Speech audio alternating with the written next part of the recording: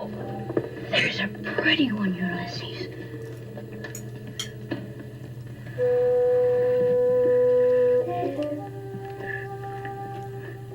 There it is. Hello BookTube, I'm Sean of Sean Breathes Books. Welcome back to my channel, and here I am with another book haul. First one I think is a book I got from Lindy such a long time ago.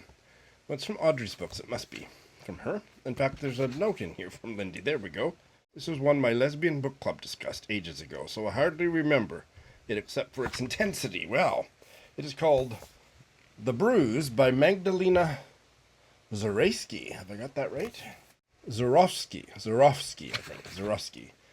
They have written the font is a little bit difficult. Is that a W? I think it's a W, not a Y. Zurawski.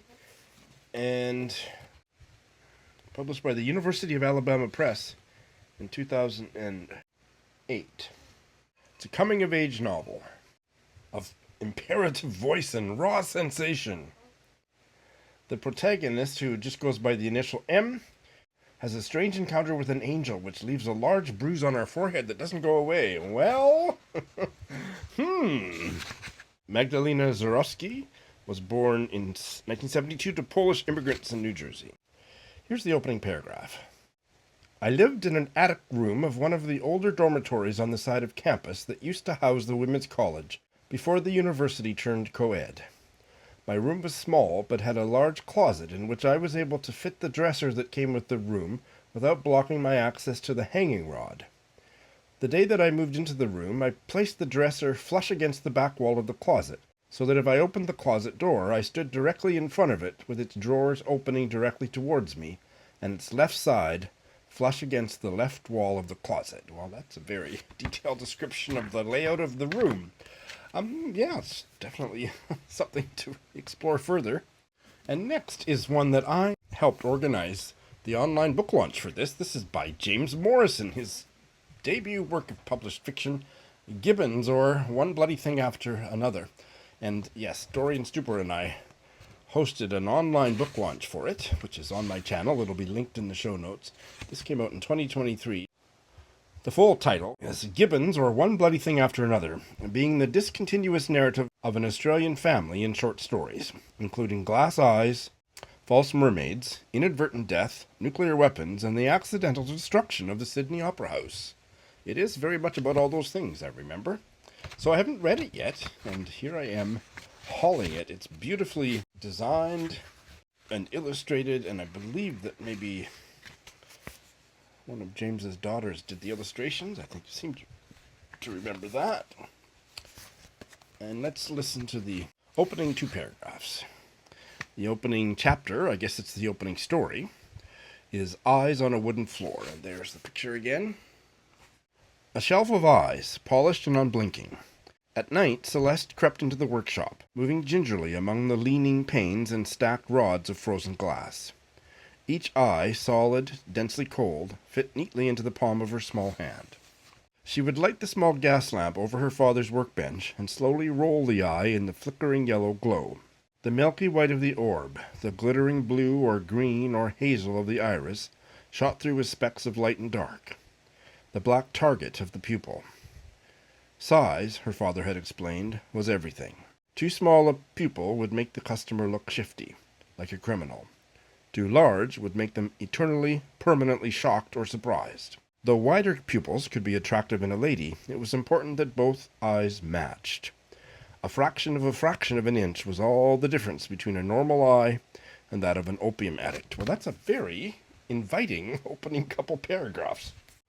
This is another book that has a connection to my YouTube channel, and that is this novel called The Swallows Uncaged by Elizabeth McLean, and the subtitle, A Narrative in 8 Panels. I was very pleased to find this at a library sale or whatever, some kind of a used book sale.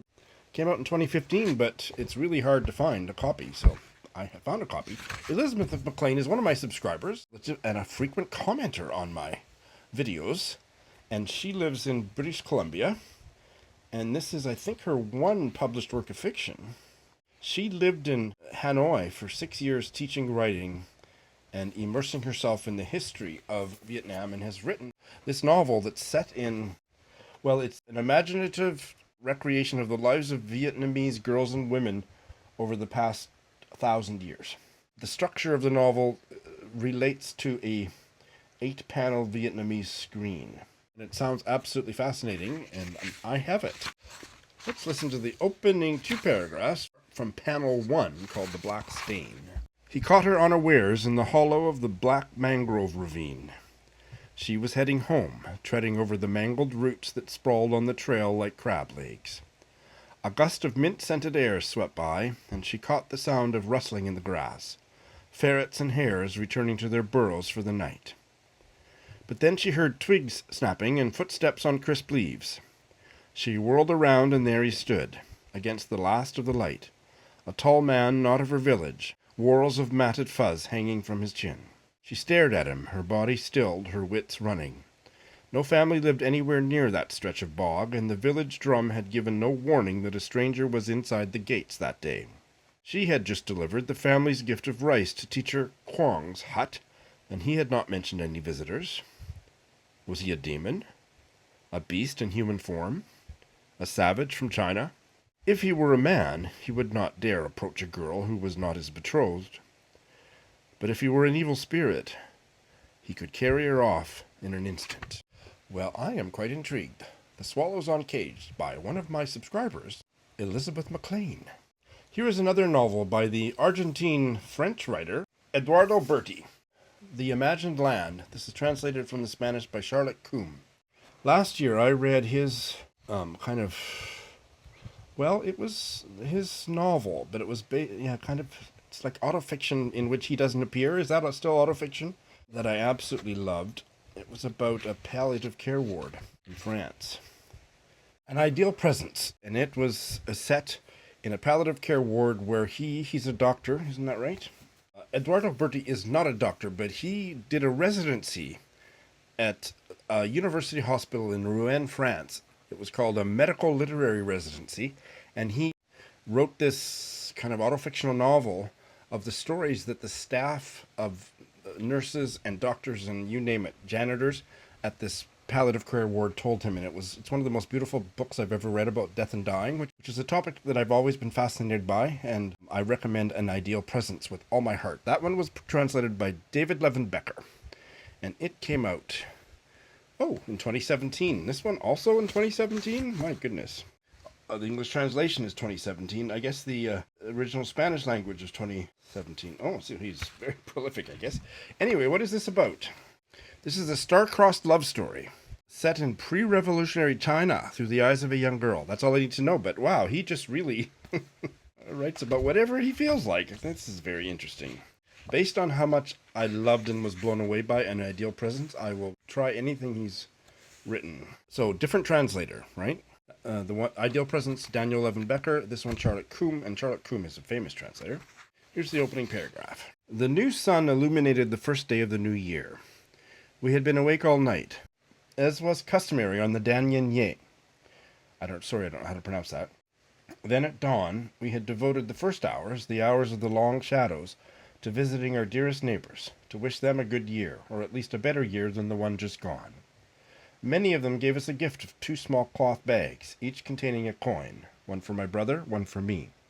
And all of them wished the same thing to my father, for grandmother's death to bring peace to the heart of the family, and to ward off any other deaths.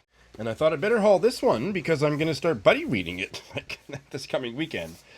Fire Exit by Morgan Talty, hot off the press like a week ago or something. It's his debut novel, but his short story collection. Night of the Living Res, Heidi and I buddy read last year, and it knocked our socks off, and so we're really excited to get to Fire Exit. And it is set on the same Penobscot reservation in Maine, and goodness, I don't want to know another darn thing about it. Opening 2 paragraphs. I wanted the girl to know the truth. I wanted her to know who I was, who I really was, instead of a white man who had lived across from her all her life and watched her grow up from this side of the river. It was late spring. I sat outside drinking coffee and not smoking because my lighter had run out of gas. Fog rolled off the water that divided the Penobscot nation from the rest of the state of Maine. I was waiting, as I usually did. Soon, across the river and on the reservation, my girl, a woman by that point, came out of the house and got in her car to go to work. I didn't know how many times I'd been through this same routine, but that morning, something took hold of me. Something was different this time. And finally, a debut British novel that I heard something about from somebody, maybe on Booker's Twitter, and then found out it was very much of a farming novel.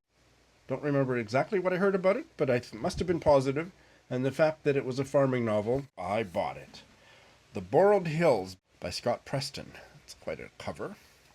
He is from Windermere in the Lake District. This came out in 2024. Foot and mouth diseases spreading across the hills of Cumbria, emptying the valleys of sheep. 2 neighboring shepherds lose everything and put aside their rivalry to join forces. Well, all right. Here's the opening 2 paragraphs. The farm was in one of the 14 green-purple wet deserts, in a dent 6 miles wide, with its shoulders covered in scree and a rainy season that lasts 12 months a year. Always acid in the water, always vinegar in the ground. It's a hanging land known for its lakes, but we live in the hills. Cloud-eaten mountains, named fells. None of it is tall, but all of it is steep, and the slopes are topped with dwarf grass and soil thin as tea stains. We raise our flocks on the sides of cliffs and teach each sheep to clear its plate. Took them 5,000 years, but they did it.